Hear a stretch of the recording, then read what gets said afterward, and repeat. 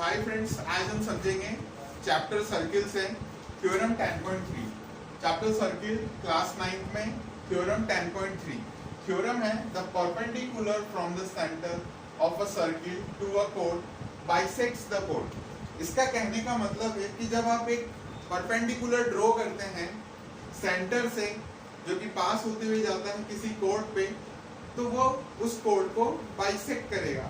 It means it will divide it into two parts. तो सबसे पहले तो हम थ्योरम के अकॉर्डिंग डायग्राम ड्रॉ करते हैं और समझते हैं कि आगे हमें क्या करना है। एक सर्किल हमने बना दिया और सर्किल में हमने सेंटर ले लिया है O। मैं नाम थोड़ा सा यहाँ लिखता हूँ और इसके बाद एक कोड में बना देता हूँ यहाँ पे, और इस कोड को नाम दे देता हूँ A और B। अब मैं यहाँ से सेंटर से पास होते हुए एक परपेंडिकुलर ड्रॉ कर देता हूँ कोड के ऊपर, और जहां ये इंटरसेक्ट करता है कोड AB को, उस पॉइंट को मैं नाम देता हूँ, नाम में इसको रख देता हूँ M। तो ये सब मुझे गिवन है। मैंने थोड़ा सा कंटेंट पहले से लिखा हुआ था ताकि हम लोग टाइम बचा सकें, वीडियो ज्यादा लंबा ना हो। तो थ्योरम के अकॉर्डिंग मैंने डायग्राम बना लिया है। मुझे गिवन है एक सर्किल जिसका सेंटर O है, रेडियस R है और उसमें OM परपेंडिकुलर है AB के। AB क्या है? कोड है।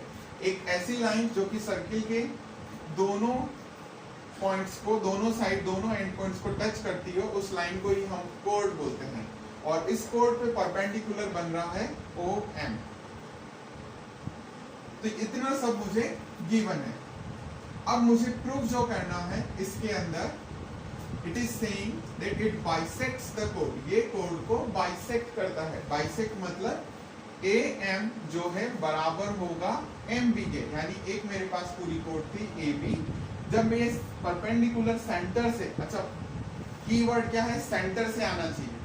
When it passes through the center, it will bisect the code into two equal parts. That is, AM will be equal to the MB. So to prove this theorem, we have to do construction. First, what we will do? We will join OA and OB.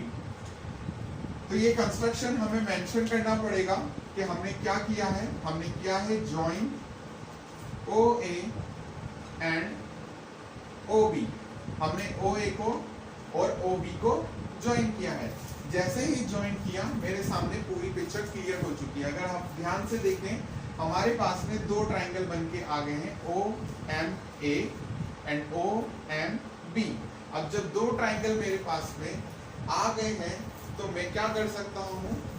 मैं इन्हें congruent prove कर सकता हूँ। तो चलिए इन्हें congruent prove करने की कोशिश करते हैं।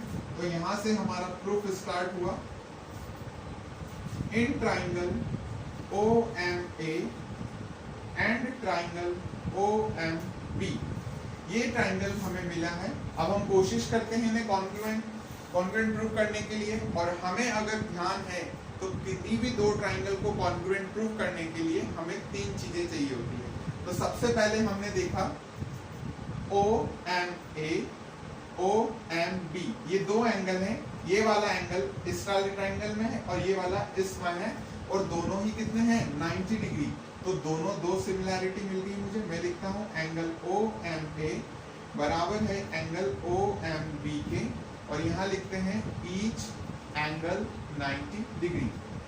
जब भी आप सिमिलैरिटी या कॉन्ग्रुएंस ट्राइंगल्स को प्रूव करने जाते हैं तो आपको रीजन लिखना बहुत जरूरी है। आपका रीजन अगर वहाँ पे क्लियर नहीं है तो थोड़ी प्रॉब्लम हो सकती है। तो जब भी आप ये सब करते हैं तो यहाँ रीजन लिखना ना भूलें। उसके बाद अगर हम देखें तो हमारे पास में OA OB क्या है? रेडियस है। क्या है? रेडियस है। सेंटर से टच कर रही है, सेंटर से टच कर रही है सर्किल को। तो हमारे पास में हमें मिला नेक्स्ट क्या है? OA बराबर है OB के। तो रीजन हम क्या लिखेंगे? रेडियस। ये क्या है? रेडियस है। नेक्स्ट मुझे क्या मिलता है इन ट्राइंगल्स में? OM। ये क्या है? कॉमन पार्ट है OM। तो OM बराबर MO, और रीजन में लिखता हूं कॉमन। देखो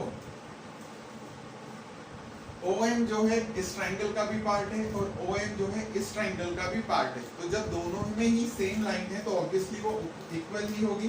तो अब अगर हम ध्यान से देखें तो एक राइट एंगल मिला है मुझे, एक हाइपोटेन्यूस मिला है। अच्छा, राइट एंगल के अपोजिट में जो भी साइड होती है वो हमेशा क्या होती है, हाइपोटेनियस होती है।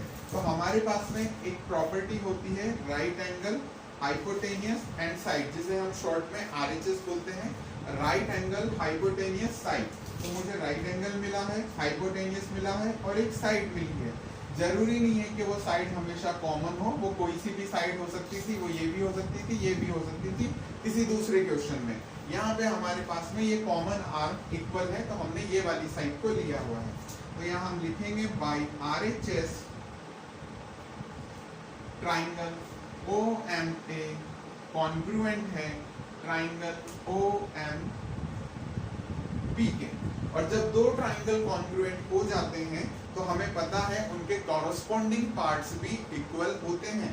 तो हम यहाँ लिखेंगे बाई CP जिसका पूरा मतलब होता है corresponding part of congruent triangle. तो ये दो ट्राइंगल हमारे कॉन्ग्रुएंट हैं और इनके कॉरस्पॉन्डिंग पार्ट्स भी इक्वल होंगे। तो यहाँ पे तीन चीजें हम प्रूव कर चुके हैं। बाकी हमें जो दिख रहा है वो क्या है, इस ट्राइंगल में AM इसका पार्ट है, इस ट्राइंगल में MB इसका पार्ट है। तो हम बाई CP कह सकते हैं कि AM बराबर होगा MB के। हैंस प्रूफ, यही हमें प्रूव करना था। AM किसके बराबर है, MB के। अगर AM बराबर है MB के, इसका मतलब क्या हुआ, AB को आपने दो बराबर हिस्सों में डिवाइड किया हुआ। और यही हमारी थ्योरम थी, the perpendicular from the centre, the perpendicular from the centre to a कोड जो कि AB है, बाइसेक्ट्स द कोड जो कि बाइसेक्ट कर रही है AM बराबर MB। आई होप आपको ये थ्योरम समझ में आई होगी। और कोशिश करता हूँ कि आगे भी मैं आपको इतनी अच्छे से समझा सकूंगा। नेक्स्ट थ्योरम भी मैं एक्सप्लेन करने वाला हूँ। इससे पहले मैंने 10.1 और 10.2 थ्योरम भी एक्सप्लेन किया हुआ है। आई बटन में आपको दे दूंगा, यहाँ पे आप उस पर क्लिक करके चेक कर लीजिएगा। और कमेंट में बताना ना भूलें कि आपके और कितने डाउट्स हैं, मैं उन्हें भी सॉल्व करने की कोशिश करूंगा यहाँ पे। Thank you class.